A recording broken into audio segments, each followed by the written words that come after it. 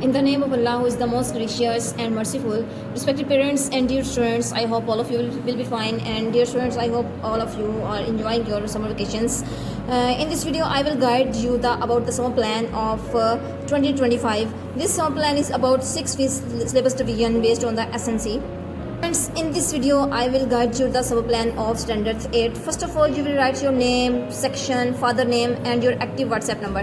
बेटे यहाँ पे आपने रिलेशन राइट करना है कि जिसका नंबर आप WhatsApp नंबर आप यहाँ पे राइट करेंगे, let's suppose father, mother, brother, sister, जिसका भी नंबर आप राइट करेंगे यहाँ पे आपने उसका रिलेशन राइट करना है. Okay, this summer plan contains the 200 marks and these 200 marks will be included in your midterm results as well as in your final term result. There are few instructions for you as well as your parents. First of all, this summer plan is from 2 June to 10th July.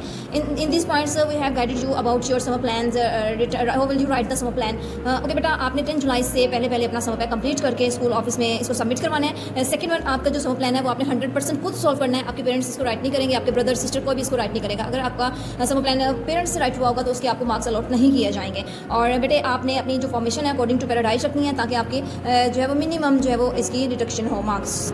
And parents, after reading these points, you will put your signature here.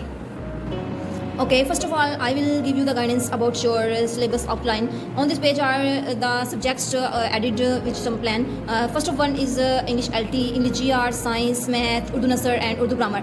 बेटे English literature में आपके 1 to 7 chapters add किए गए हैं, जिनमें 1 to 5 chapters के आपके vocabulary words plus translation add की गई है आपके वोकैबुलरी को इन्हेंस करने के लिए. और इसके अलावा जो चैप्टर नंबर 6 and 7 है बेटे उसमें 2 समरीज ऐड की गई हैं. समरी है इफ़ एंड डैफोडिल. बेटे आपकी 2 समरीज आपके सिलेबस में आप जो एडिड हैं आपके PSPB में कोड 1 to 10 में वो 2 समरीज यहाँ पे ऐड की गई हैं, प्लस इसके नोट्स भी यहाँ पे प्रोवाइड किए गए हैं. And the next one is just for learning code 1 chapter number 1 to chapter number 10. All exercise with translation, question answer, glossary, book work is just for learning, as well as you will practice all these work on your rough notebook.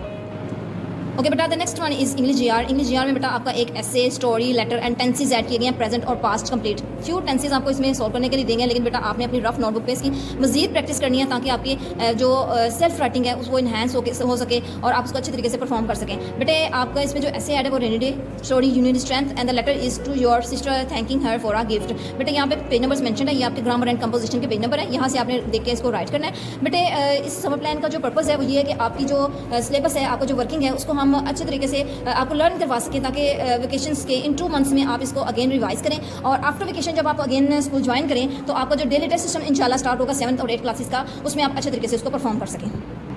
The next one is science. बेटे science के आपके 2 chapters add किए गए हैं, chapter number 4 and chapter number 7. Chapter number 4 आपके mid term syllabus में से add किया गया और चैप्टर नंबर 7 आपके फाइनल टर्म के सिलेबस में से ऐड किया गया. बेटे चैप्टर नंबर जो 4 है बायोटेक्नोलॉजी, वो आप अपनी बुक से देख कर राइट करेंगे. And chapter number 6 force and pressure, बेटे इसके इस समर प्लान में नोट्स प्रोवाइडेड है. ओके बेटे, you can see here the chapter number 7 force and pressure. इसके वर्ड्स मीनिंग ऐड हैं प्लस इसकी definition. Let's suppose force, define force. Force क्या होती है, प्रेशर क्या होता है, हाइड्रोलिक्स क्या होते हैं. मतलब कि आपकी जो डेफिनेशन ऐड है ये आपने इसको समझ के अच्छे तरीके से इसको लर्न करना है, अपने कॉन्सेप्ट्स को क्लियर करना है ताकि आपकी फाइनल टर्म में इसको आप इसकी किसी किस्म की कोई परेशानी ना हो कि आपने ये अगेन लर्न करना है, क्योंकि आप ऑलरेडी इसको लर्न कर चुके होंगे.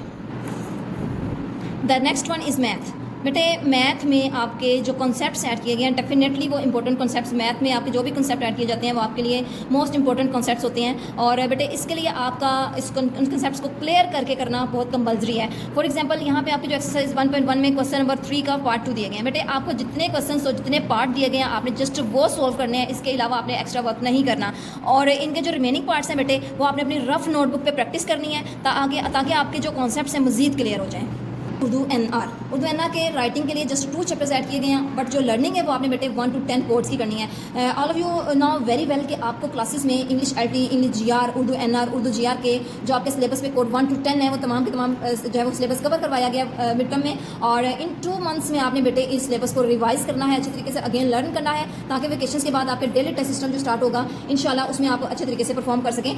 इसको अच्छे से आपने लर्न करना है, अपने टाइम को कंज्यूम करते हुए, इन 2 months को कंज्यूम करते हुए आपने इसकी बहुत अच्छे तरीके से लर्निंग करनी है. The next one is Urdu grammar. Urdu grammar में बेटे आपने जो लिखना है वो है दरख्वास्त, मजमून, कहानी. ठीक है, ये 3 चीज़ें आपने बेटे राइट करनी है, प्लस आपका खत एडिट है. 4 चीज़ें आपने ये 40 मार्क्स का each thing will contain the 10 marks. दरख्वास्त आपकी बेटा ये आपके उर्दू कवायद इंशा पे तमाम चीज़ें आपकी प्रोवाइडेड हैं. और आई होप आपने क्लासेस में एक दफ़ा इसको पढ़ा भी होगा क्योंकि ये आपका सिलेबस कवर है. और सिर्फ याद करने के लिए कोड नंबर 1 था कोड नंबर 10 आपने सिलेबस प्लानर से ये सारा सिलेबस लेना है और ये अगेन लर्निंग करनी है, रिवीजन करनी है.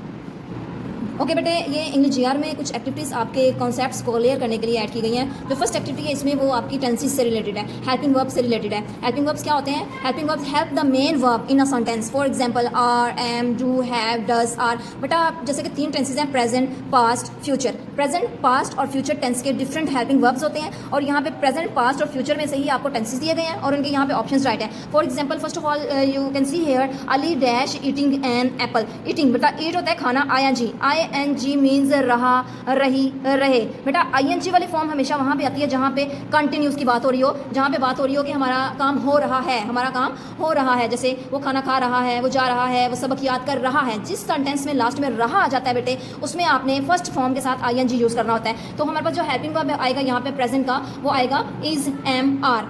Helping verb depend on the subject. जैसे कि हमारा सब्जेक्ट है Ali and Ali is a singular noun. बेटा सिंगुलर नाउन में प्रेजेंट टेंस में हमेशा हम इज यूज़ करते हैं, है, और प्लूरल के साथ हम यूज़ करते हैं आर, और आई के साथ यूज़ करेंगे एम। अली इज है, अली है, ईटिंग खा रहा, एन एप्पल एक सेब। अब यहाँ पे एन लिखा हुआ है बेटे, an is the article, a an an, an means एक, आ use a and an and the, these 3 are articles and the word that start from and the word which start with the vowel letters are a, e, I, o, u।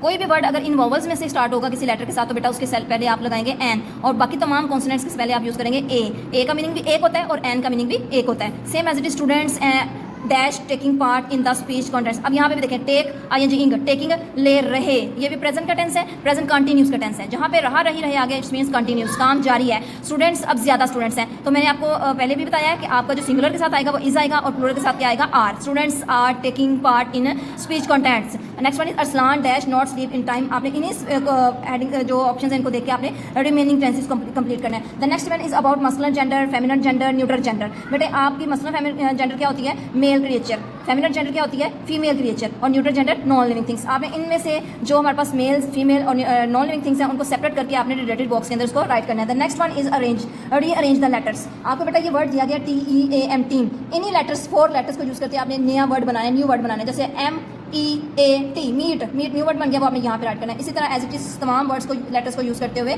आपने new word create करने हैं और यहाँ पे write करने हैं। The last one is the most important part of our syllabus is the syllabus. आपने यहाँ पे सिलेबस को पहले रेड पेंसिल से यहाँ पे अंडरलाइन करें, देन आप यहाँ पे राइट करें। फॉर एग्जाम्पल फोटोग्राफ, इसके सिलेबस से राइट करें फोटोग्राफ। तमाम वर्ड्स के आप क्या करेंगे यहाँ पे सिलेबस राइट करेंगे। आई होप बेटे आपको तमाम पॉइंट्स क्लियर हो गए होंगे इस समझ पैक से रिलेटेड।